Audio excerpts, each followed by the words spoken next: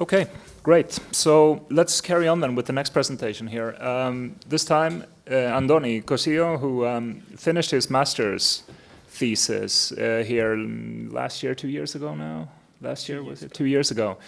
I had the good fortune of supervising his master's thesis. He did a brilliant job with a short dissertation on the role of forests in the works of J.R.R. Tolkien.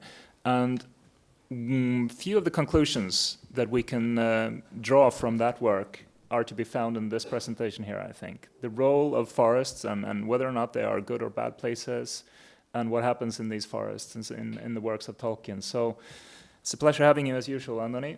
Feel free whenever you're ready. Thank you. Thank you very much. Good morning all. The title of my paper is Fellwoods and Forests in Middle-earth. And this is basically going to be the structure of the presentation. I will start with a short introduction to the topic, and then in chronological order, first The Hobbit and then The Lord of the Rings, I will analyze the following woods and forests, which are Trollshaws, Mirkwood, the Old Forest, Fangorn. And finally, I will provide you with the conclusion drawn from this piece of research and the bibliography used during the process. According to the Greek geographer Strabo and Giambattista Vico, the relationship between nature and civilization was broken early on in history. Also according to Harrison, when the veneration of Mother Earth was replaced by the sky gods, the forest represented an obstacle for their worship, and that's where the relationship really was broken. This is the case in Middle-earth, and here forests and woods represent cultural thresholds and are clear dividing borderlines between civilization and wilderness. Although this is the case in all forests and woods, in Tolkien's works, their portrayal is very distinct in tone, descriptions, and even in the dangers comprised. So let's go on to the first one, Trollshaws. This is the first description the protagonist obtain or perceive once they are approaching this forest. There was a hill some way off with trees in it, pretty thick in parts. Out of the dark mass of trees, they could now see a light shining, a reddish, comfortable looking light, as it might be a fire or torches twinkling. This is one of Tolkien's own personal drawings, in which we can very much see what the previous quote has described. The colors are dark, but at the same time, this clearing invites us to go into it, although there are some hidden dangers at the back, as you can see the trolls lurking there. It gives also a feeling of coziness, so it's not altogether negative. However, the dwarves who are traveling in these parts are aware that these are not safe parts of Eredor. Travelers seldom come this way now. The old maps are no use. Things have changed for the worse, and the road is unguarded. They have seldom even heard of the king round here. The less inquisitive you are as you go along, the less trouble you're likely to find. So Note Together are a very inviting place. Here we can see another of Tolkien's drawings. This time is a lot more positive. The trolls have been turned to stone thanks to Gandalf's wit.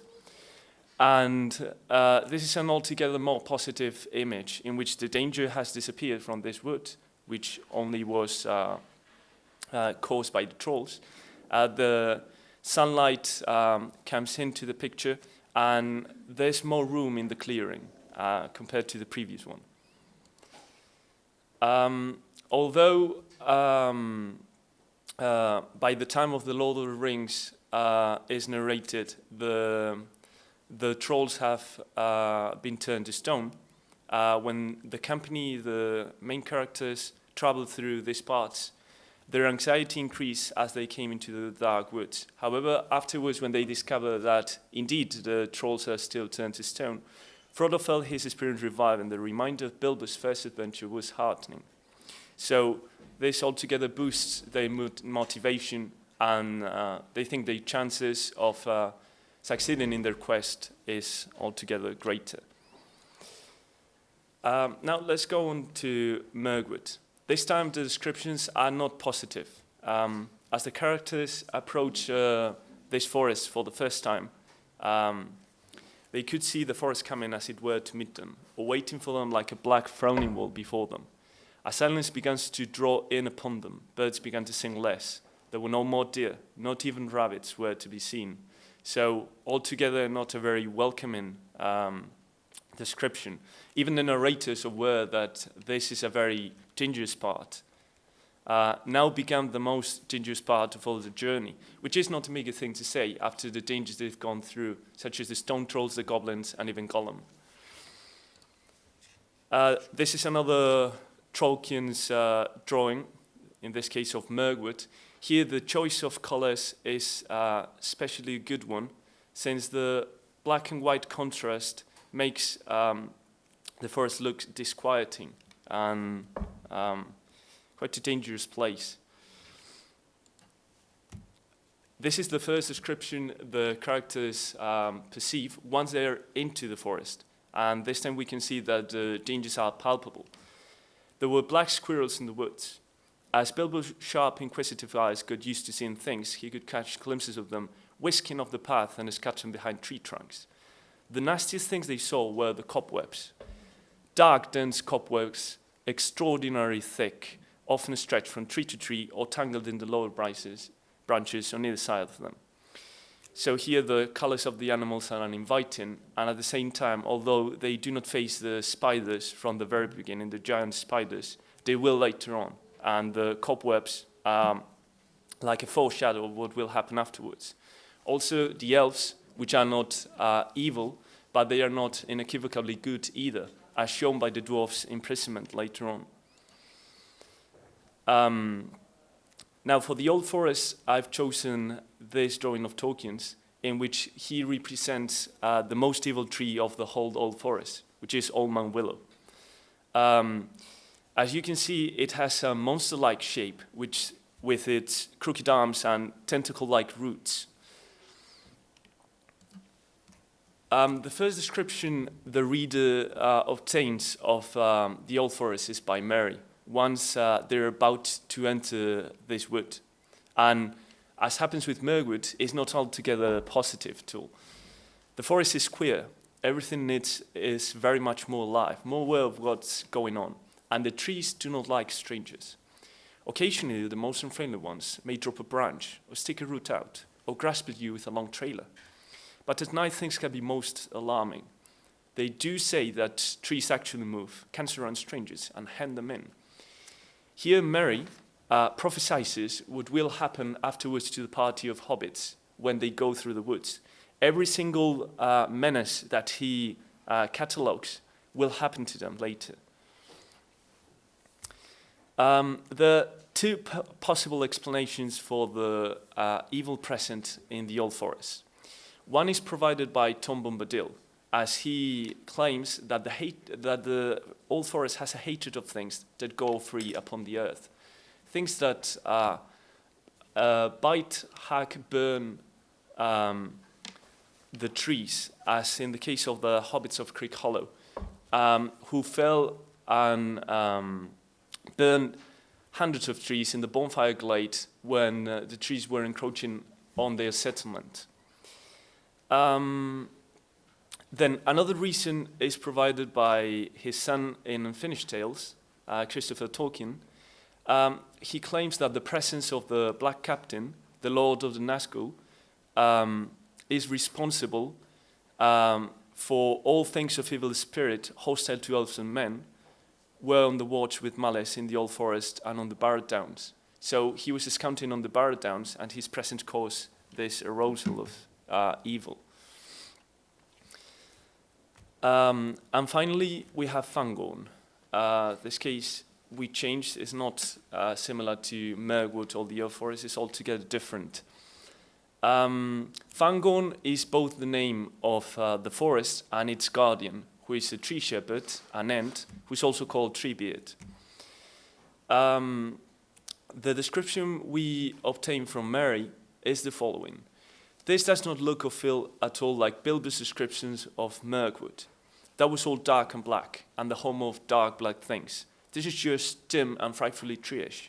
You can't imagine animals living here at all, or staying here for long. So, in this case, is a more positive description, although there's this ambivalence, as we shall see later. This forest is populated by the huons, who are trees which are described by Murray as dangerous. I should be terrified of meeting them if there were no true ends to look about after them. So the ends are the ones who, in a sense, control these huons, who are trees that can move and can attack people. Also, Tribiad himself, the guardian of the forest, claims that you find that some had but hearts. That sort of thing seems to spread. So here you find this ambivalence. Tolkien, in his first drafts of the Lord of the Rings, he devised Tribiad as in league with Sauron, so as an ally of the enemy. But then he changed his mind. And we can see this ambivalence with the huons, which are not unequivocally good, and thanks to the ends, are controlled. Here we have a watercolor by Tolkien too, and here we can see this not altogether positive image and ambivalence of the forest, as you can see with the choice of colors and the light in the background. It's quite disquieting. So, all in all, it must be said that whereas Mirkwood and the Old Forest are inherently evil places, although its evilness can be justified, Trollshaws and Fangorn can be places of reasonably not evil, in the sense that, for example, in Trollshaws, the dangerous external is the trolls that came down from the mountains.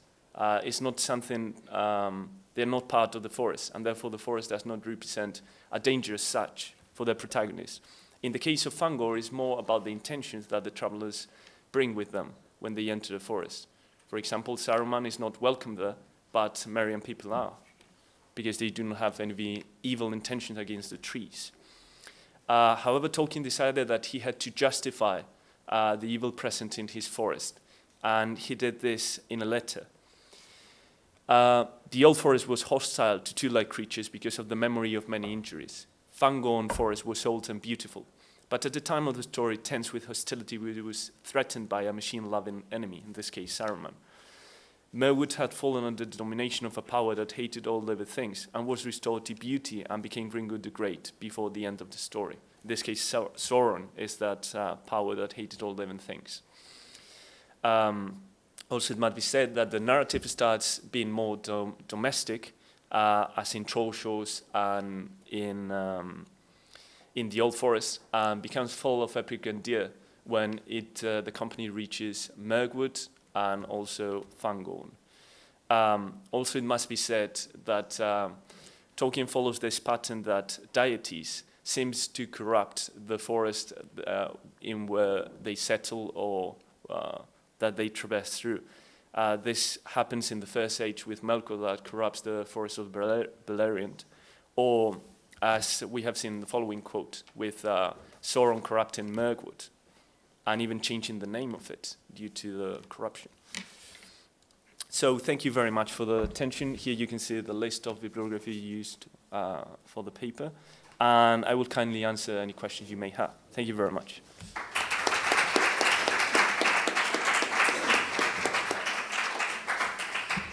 Okay, wonderful. Many thanks for this, Andoni. Again, and just another perspective on the figures, monster-like figures, this time in the shape of trees, to some extent. Let's come up here, Ekaitz and Lucia too, and you'll be able to answer any questions that may be formulated for you from the audience. Let's see if that mic works. Yes.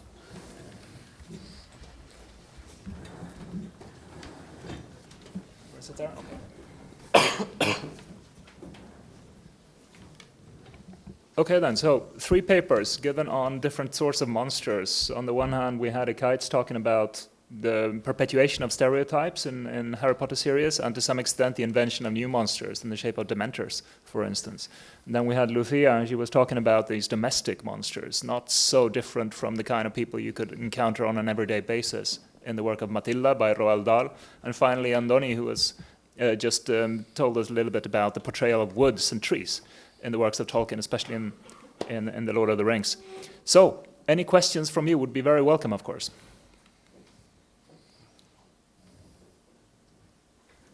Over here.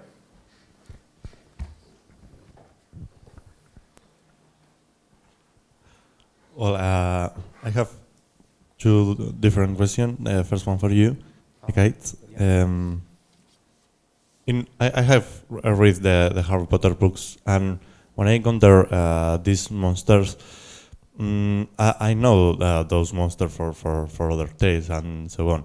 But in Harry Potter books, they are portrayed as like, for me, like different characters with different skills that are not like the monsters that are portrayed in their original books or the original mix. Because for me, the Harry Potter tale or history is like a melting pot with a lot of myths and a lot of legends. Put it everything together in one book, and they have in some way have lost their being or their essence. And another question for you, Lucia. Well, maybe I do the question. Yeah, maybe we should just start after. with the first question for Kate, so that it's fresh in our memory. Yeah. Okay. Okay. Well, I think. Well, thank you for your question and for your comment. From my point of view, I think that yes, what you say it's quite true. But I have to say that well, we all have our own interpretation from a book. I mean, finally, we all should have our point of view of how things are portrayed. For example, in this case, the monsters in Harry Potter. But also, it would be important to say what you say that each of them are given like different shapes, different characteristics, but also supporting what I have stated today here. It would be the idea that in a way uses monsters in the canonical way. I mean, with the examples I have given you, with the, for example, the giants or the werewolves, and so of course we can find the examples also of the characters breaking with those stereotypes. But yeah, as you have said also, she tried to give new shapes to these monsters or characters, maybe in order to change a little bit the idea we have from other tales. But well, I think that it would be important to make like a very big analysis of all books in order to focus on each of the monsters, for example, because in my case I have done like a quick analysis of the monsters and so. But yeah, I think that in a way it can be a very good point of view. You also had another question for Lucia, yes?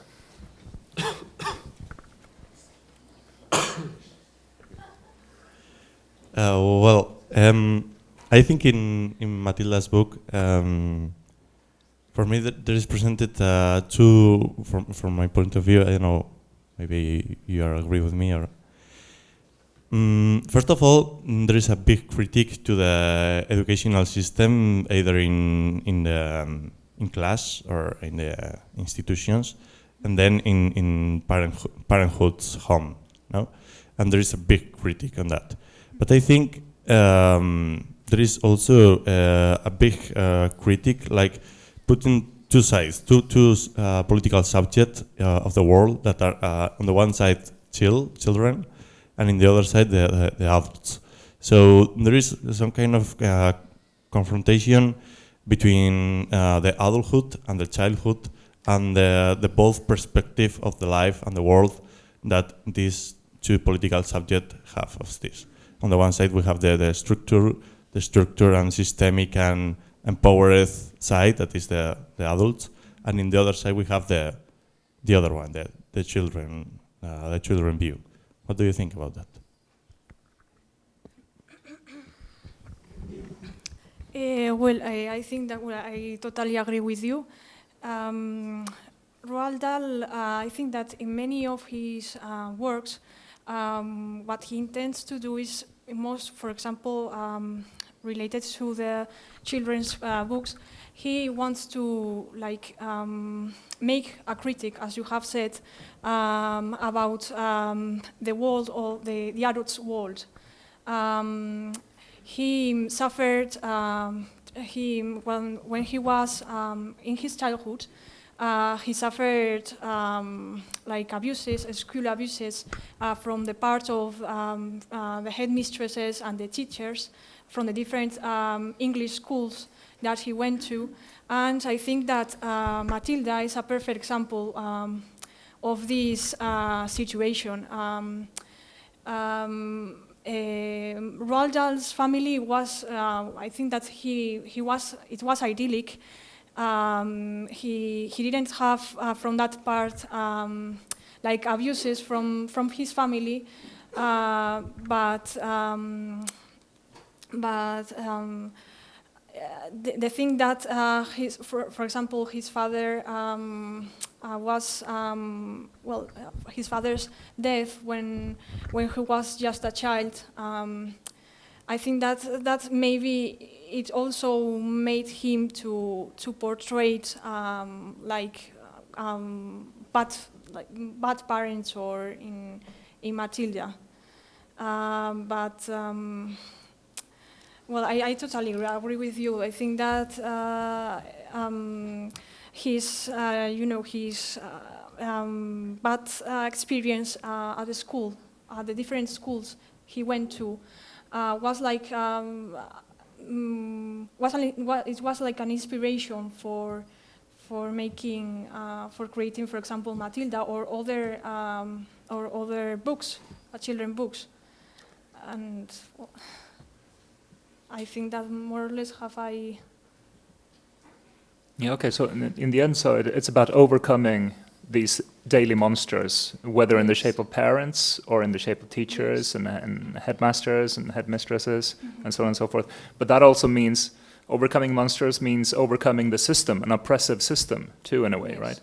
But what arms is she using? She has some telekinetic powers in order to deal with this problem, right? Could you expand on that a little bit? How does she use those powers to deal with that situation? For example, in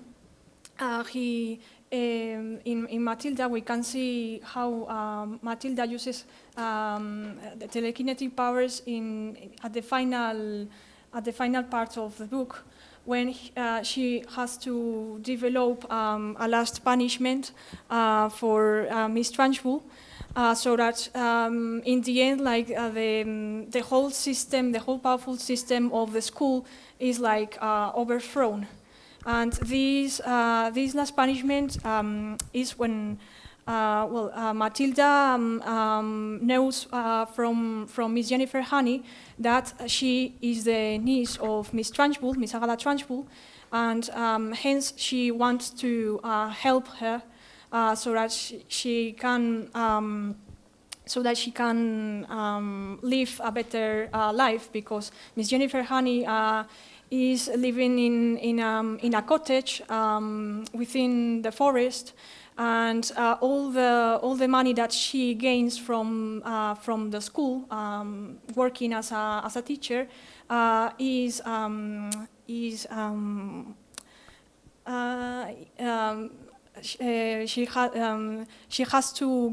she has to give it to Miss Agatha Trunchbull, who is her aunt. And so, knowing this, Miss Jenny Matilda asks three questions to Miss Agatha Trunchbull. Firstly, how did Miss Agatha Trunchbull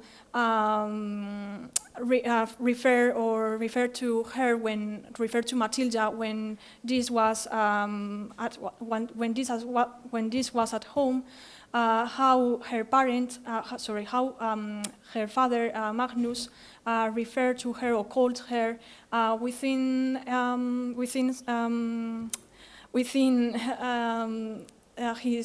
her house, and eventually when Miss Agatha Trunchbull referred to her father, how he referred to her father. And so, knowing this, she one day goes to nearly at the end of the book. One day goes to her class. Matilda Matilda goes to the school, and with the aid of her telekinetic powers, the chalk starts to to fly and to write in the blackboard. Well, some maybe I can. It starts to write. Well, can I place a quotation from the book so that it's writing something? Screeched Nigel. The chalk is writing something, and it was.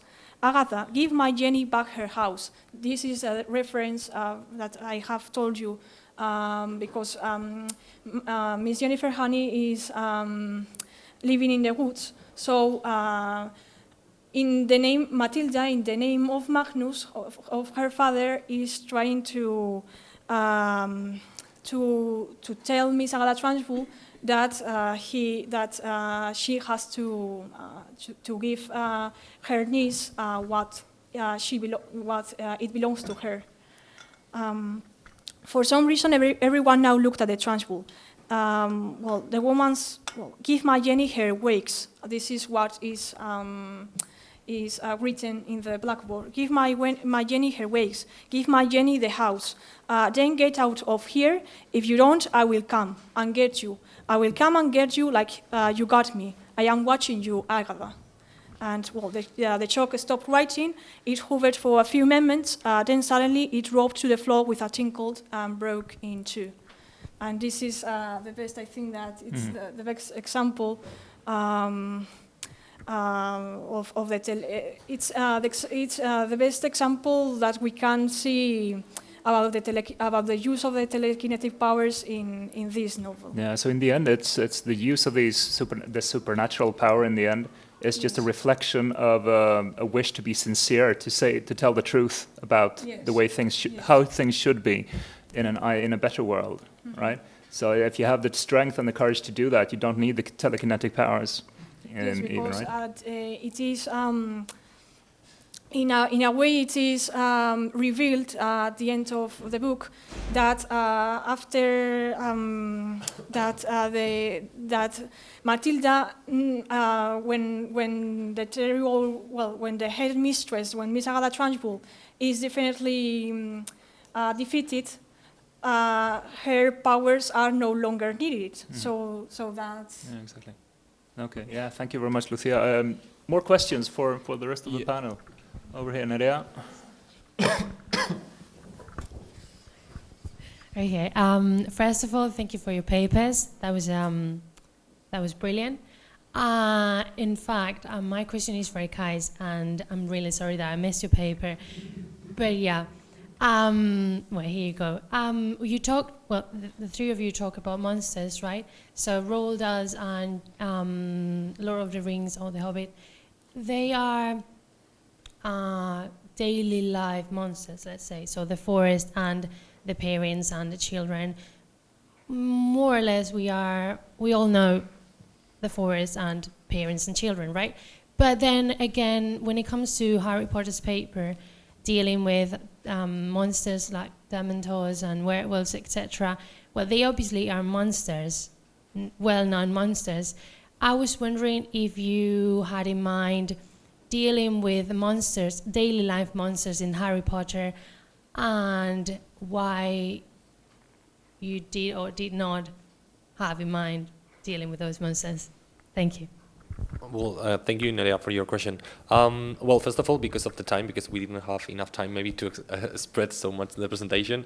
But no, I think that is a very good point, what you have pointed out. I think that the idea of daily monsters in Harry Potter is so common because, for example, we can see, as in the case of Matilda, for example, we can see parents behaving badly with Matilda, for example. We can see the similar thing with Aunt Petunia and Uncle Vernon in Harry Potter, for example. So here we can see, or we could see how what you have said, that we have like the daily monsters in Harry Potter. Also with the case of Severus Snape, who is treating badly Harry Potter in the novel. So yeah, of course, it's a really great point, the one that you have said. So yeah, maybe it would be interesting to have a focus on that, and also to analyze the novel from that point of view, not only from with the use of the stereotypical monsters in Harry Potter, but also with other kind of monsters that we can find in literature, for example. All right, more questions for any of the three panelists? Yeah, I've got one last question, if you don't mind. Okay, so actually, so first of all, I want to thank you for your presentations. I really like all three of them. My question was also for a kite. Yesterday we had a presentation on the figure of the vampire, and I was wondering whether you think if the idea of the Dementor, in the case of J.K. Rowling, maybe she took inspiration from this figure of the vampire. Well, thank you for your question. I think that, well, it could be taken as a, well, yeah, maybe in order to, more than J.K. Rowling, because as you know, if you have read the book, the description made by J.K. Rowling for the Dementors is not maybe so wide that maybe, if maybe you have your own description of the Dementors in your mind, I have mine, so maybe it's more in the films when you can find like the whole shape of Dementor. Maybe you can see how they are portrayed in a way like the old kind of vampires, yes, with a cloak, with dark like appearance. Also, we could relate it maybe with the idea of sucking, in the case of a vampire sucking blood from humans, in the case of Dementors sucking happiness, for example. So maybe we could see like similar things or similar characteristics with vampires. Indeed, because vampires are not introduced as characters in Harry Potter, for example, like in the case of the werewolves, which are like very common monsters in literature, that she used them in order to give, well, they give them protagonism in the book with the giants and so the ones that I have mentioned.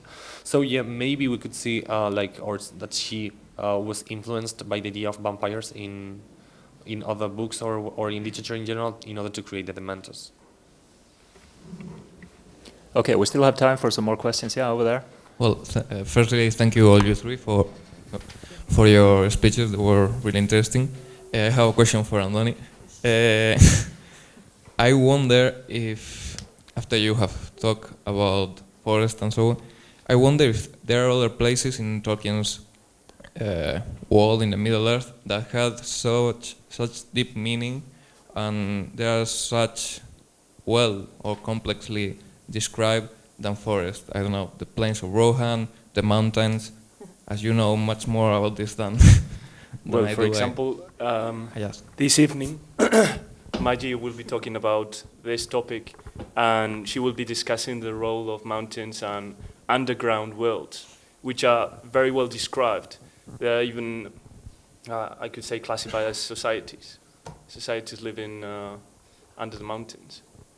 So that could be a very good description. But yeah, everything is described. So yeah, but I guess woods and mountains are given special emphasis.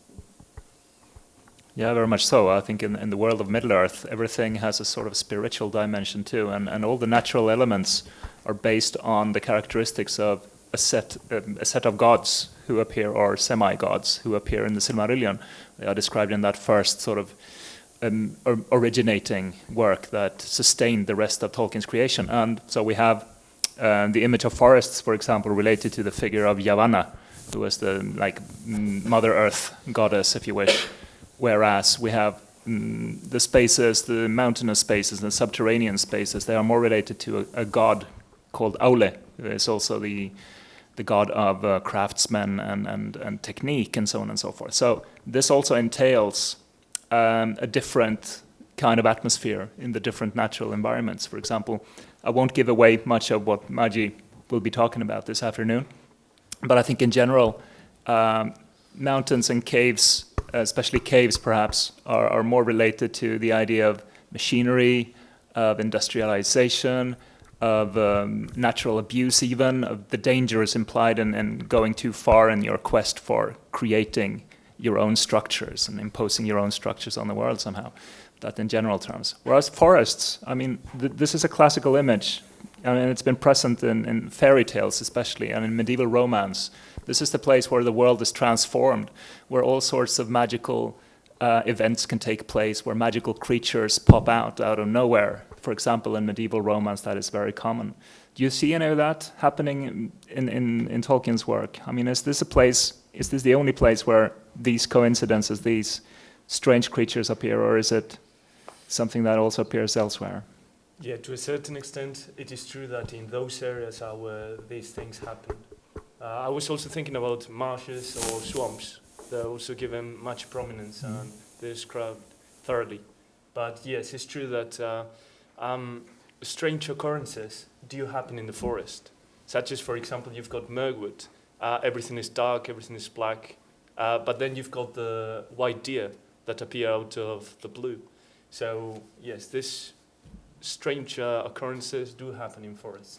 There is this central myth in Tolkien too, which is about the stars on the one hand, the open sky, open spaces, the sea too, and the open sky, and the stars shining. The stars are, well, spiritually informed. They are also related to Varda, who is another goddess of light, and well, it's positive connotations.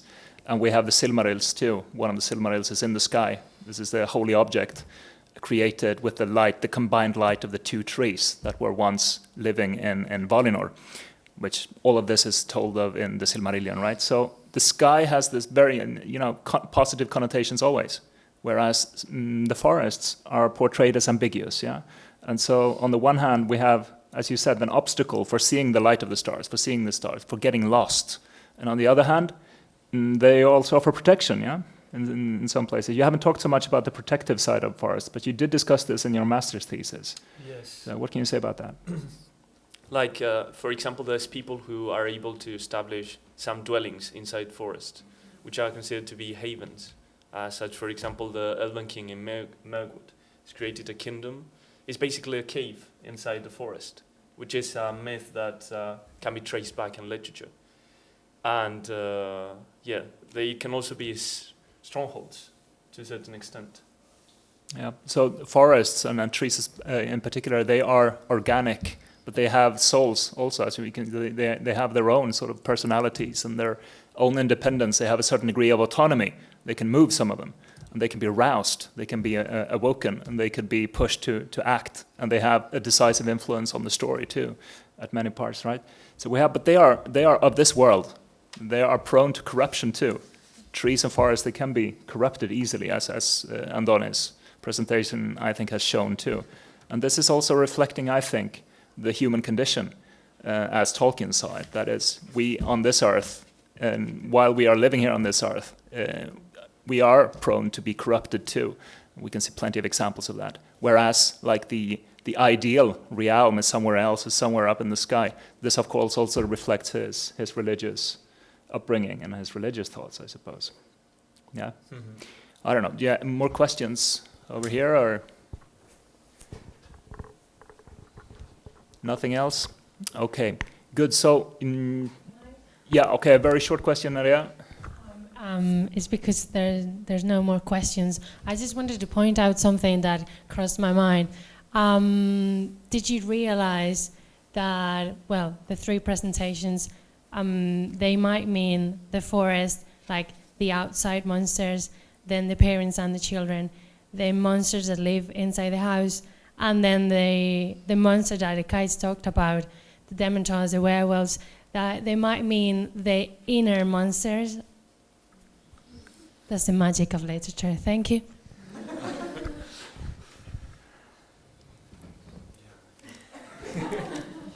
No, absolutely. I mean, we can have all kind of interpretations. I mean, finally, I think that we have focused our presentations like in different points.